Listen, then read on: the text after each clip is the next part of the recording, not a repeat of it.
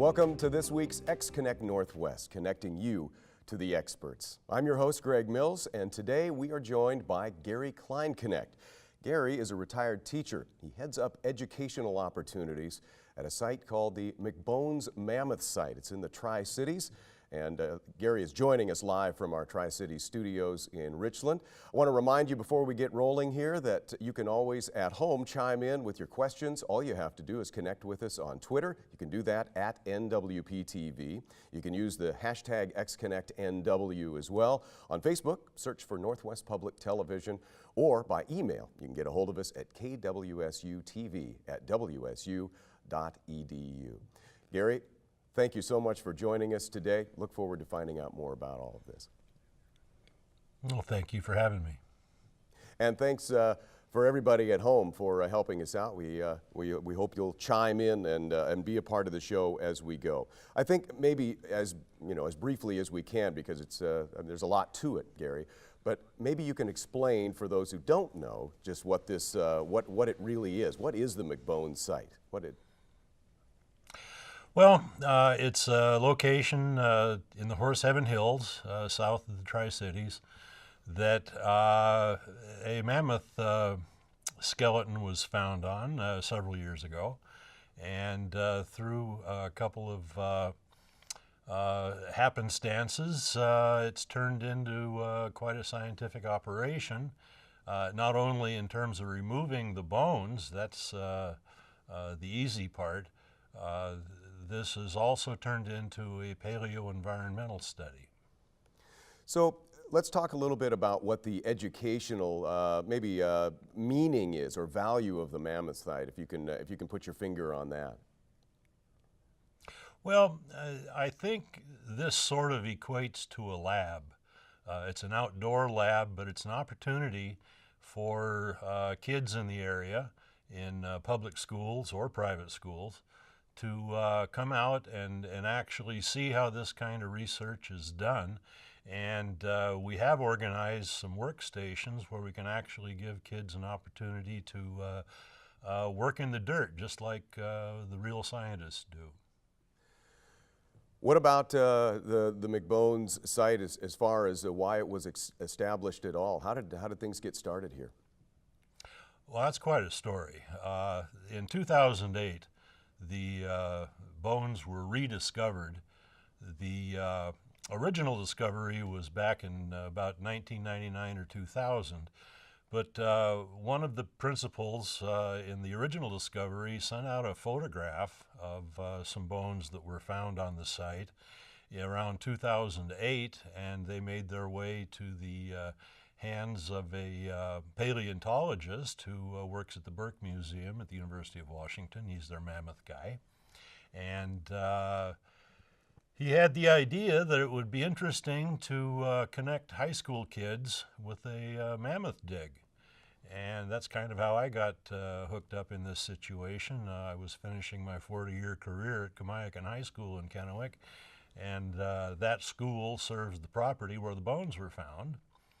Next thing you know, we're out buying equipment, and there's three of us involved here.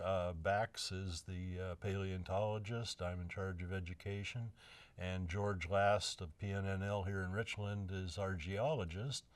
And we put this thing together and kind of a field of dreams, build it and they will come. And we stumbled in our first years, but now we're pretty busy serving students, as well as studying the environment. I have to imagine that as part of that, it has attracted the attention of other paleontologists, archaeologists, people from educational situations, maybe universities nearby as well, right?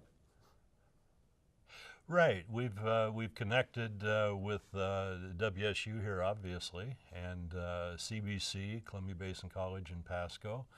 And we make a point to at least once, usually more than that, times a year we go out to professional conferences and present posters and talks just to keep the scientific community apprised of what we're doing, and we've established some nice relationships. So Gary, how do people get involved at a volunteer level, and who can volunteer? Well, virtually anyone can volunteer. We really want like high school age kids or older, or adults. Transportation is one issue. They've got to be able to get out to the site when we work out there.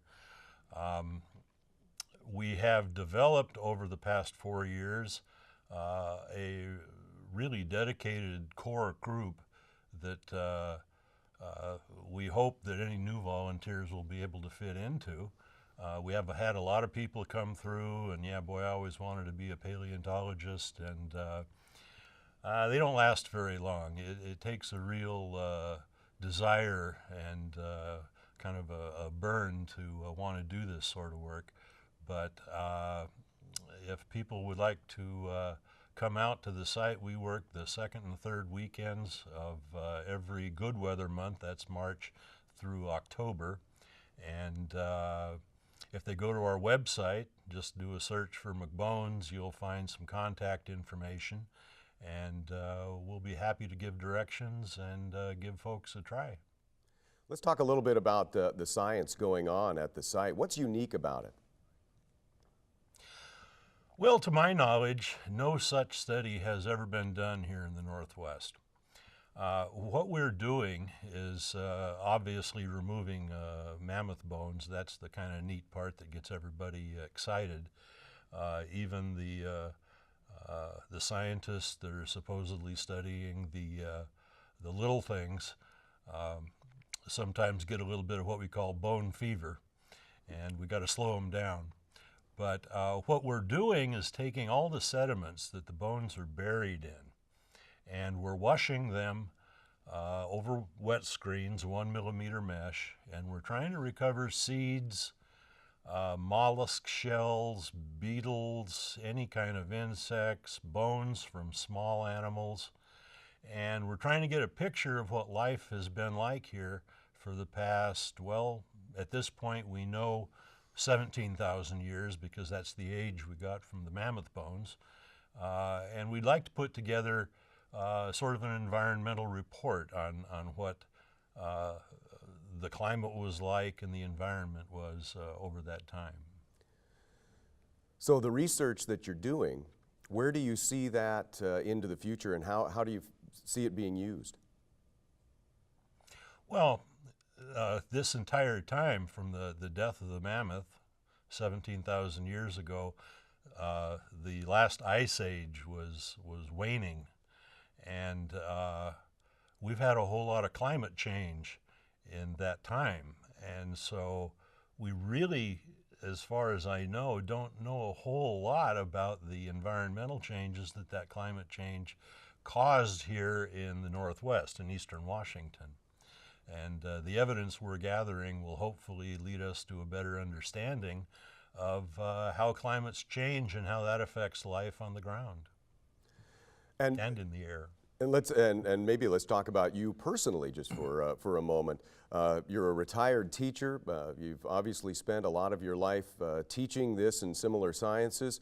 How does this work in with you personally? How has this been for you as far as having this a part of your retired part of your life and your career? Well, I've spent my life teaching. I mean, I enjoy learning things and sharing them with others, and so this is kind of a natural fit.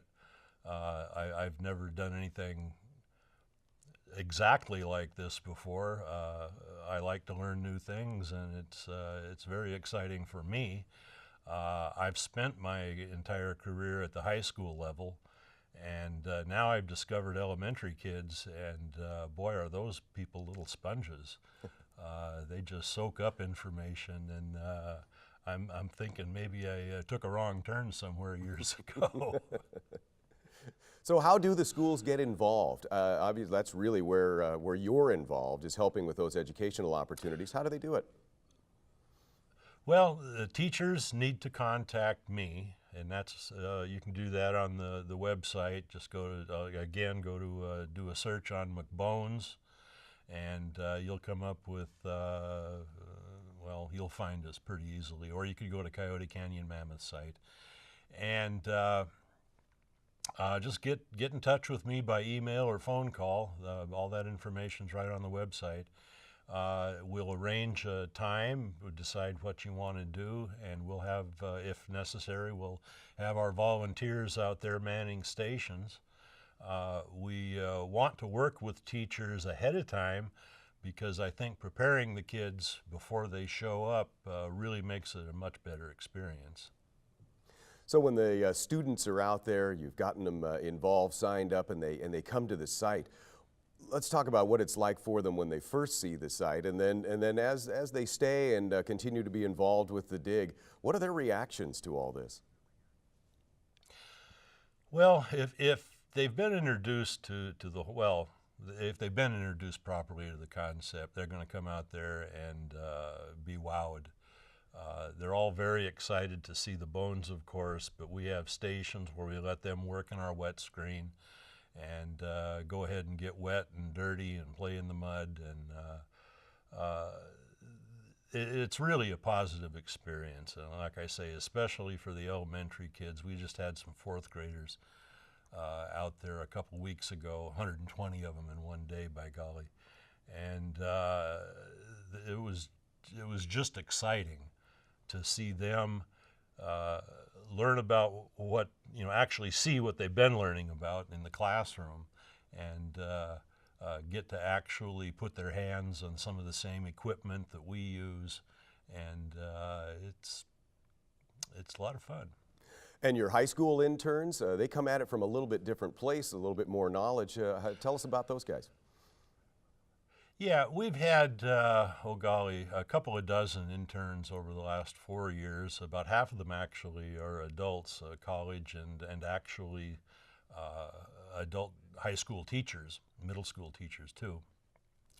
But we've had some pretty interesting high school students that have actually published posters at professional conferences from projects they've done for us at the site. One student from Kamiakin High School was in right on the ground floor. He's now entering a master's degree program in geology, and we have a young man about to graduate from Prosser High School who has produced a poster and presented that at the Northwest Scientific Association conference last year. Yes, they do get into some more technical sort of stuff. One of the posters was on gnaw marks to identify the type of small animal that had been chewing on some of the ribs. And he did identify the species.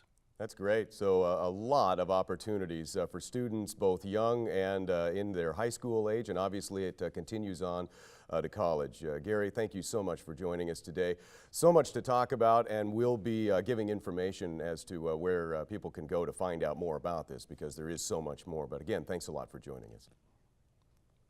Thank you. Absolutely appreciate it. Thanks for helping us out. We hope you enjoyed today's show as well. And for more information on the McBones dig, you can visit mcbones.org. NWPTV.org is getting a new look, and we want to let you know that starting next week, NWPTV.org will be the official source of xConnect Northwest. We will no longer be using the WordPress blog, so this Thursday we're launching our brand new look. We're very excited to bring this to you, and our new site will allow us to bring you new and fresh content from anywhere, at any time. That's on mobile and on your desktop. So make sure you keep an eye out for that. Remember, this Thursday, a new look to NWPTV.org. If you missed any part of today's show, don't worry about that. It'll be available online at our new and fresh NWPTV.org site. Next time on xConnect Northwest, we're going to talk about spills and chills. Dr. Dennis Garcia of WSU's Health and Wellness Department is going to join us live in studio to talk about the winter season and how we can stay safe during the cold winter months. If you have any questions for him, feel free. You can connect with us online either by tweeting us, linking on Facebook, or add us to your circle on Google+. Thanks for joining us for the show. Please send us your show ideas. I'm Greg Mills. Thanks for watching. We'll see you next time on the air and online.